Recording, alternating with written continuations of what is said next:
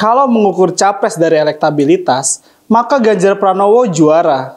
Tapi ada lagi satu ukuran yang mencerminkan dukungan rakyat, yaitu lewat dukungan relawan. Karena relawan tumbuh dari akar rumput.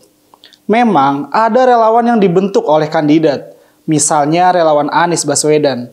Mereka adalah orang-orang dekat Anies. Otomatis, aliran dana juga berasal dari Anies.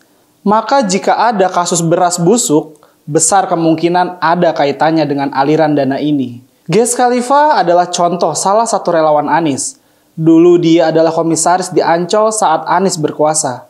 Ketika Anies jadi pengangguran, Ges memutuskan untuk keluar. Sekarang dia fokus menjadi relawan Anies. Tapi namanya relawan karbitan, tentu kerjanya tidak seperti relawan organik yang militan. Jika ukurannya relawan, sekali lagi Ganjar juaranya. Karena relawan Ganjar ini menjamur.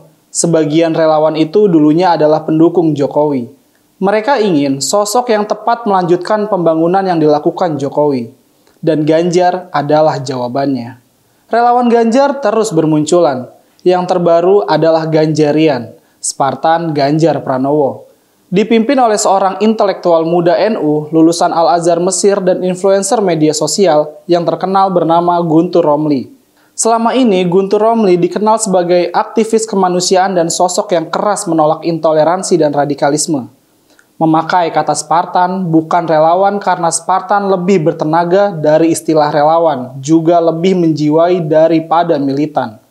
Spartan berarti spirit perjuangan yang penuh ketabahan, keberanian, tangguh, tak kenal menyerah, disiplin, setia, dan penuh percaya diri. Guntur Romli dan teman-temannya tanggal 18 Januari lalu mendeklarasikan Ganjarian karena percaya Ganjar sangat tegas pada radikalisme. Bahkan baru Ganjar, seorang pemimpin yang berani dengan tegas menyatakan akan memecat ASN yang terpapar radikalisme. Dalam pidato deklarasinya, Guntur menyatakan bahwa dia membentuk Ganjarian karena kecintaannya pada negeri ini. Dia tidak ingin bangsa ini terpecah karena dipimpin oleh bapak politik identitas. Oleh sebab itu, dia harus mendukung Ganjar Pranowo. Karena hanya Ganjar yang bisa mengalahkan bapak politik identitas. Isu SARA, politik identitas, intoleransi, dan adu domba mengancam bangsa ini. Semua ini terlihat sangat brutal, terjadi pada Pilkada Jakarta 2017.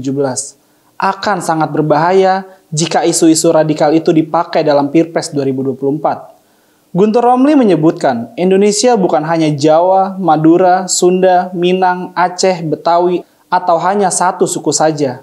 Tapi baru bisa disebut Indonesia kalau ada orang Jawa, Sunda, Minang, Aceh, Melayu, dan seluruh suku-suku yang ada di bumi Nusantara ini. Indonesia bukan hanya Islam atau hanya Kristen. Tapi Indonesia ada orang Islamnya, orang Kristen, Katolik, Hindu, Buddha, Konghucu, Panghayat, Kaharingan, Sunda Wiwitan, dan seterusnya. Pidato Guntur Romli itu menunjukkan semangat Ganjarian dalam mengawal NKRI. Dia juga menyebutkan bahwa Ganjarian telah melihat bagaimana Jokowi membangun bangsa ini. Selama ini, 9 tahun kepemimpinan Jokowi dalam membangun Indonesia.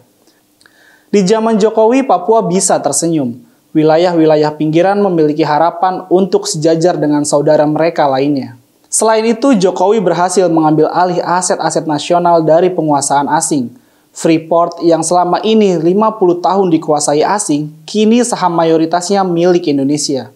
Tak hanya itu, tenaga kerja di Freeport 98% orang Indonesia dan 40%-nya sudah orang Papua. Blok Rokan yang sebelum ini dimiliki perusahaan asing, Chevron, selama 97 tahun, kini dimiliki Indonesia.